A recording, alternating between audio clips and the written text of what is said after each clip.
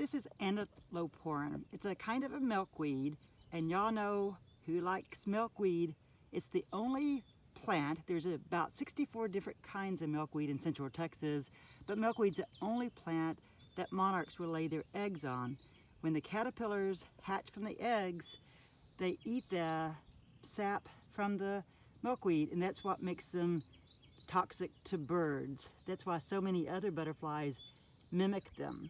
If you look very closely as you come in, you can look for their eggs. They're little yellowy white specks. You look in the underneath of the leaf. Let's see if we can find any. There's one.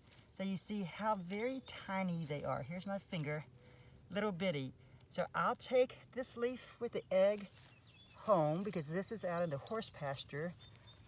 The eggs have 93% chance, better chance of surviving when you take them in if you have the proper sunlight, moisture, and milkweed. So keep your eyes out for these great plants. If you don't have all of that, just leave the eggs there, but feel happy when you find them.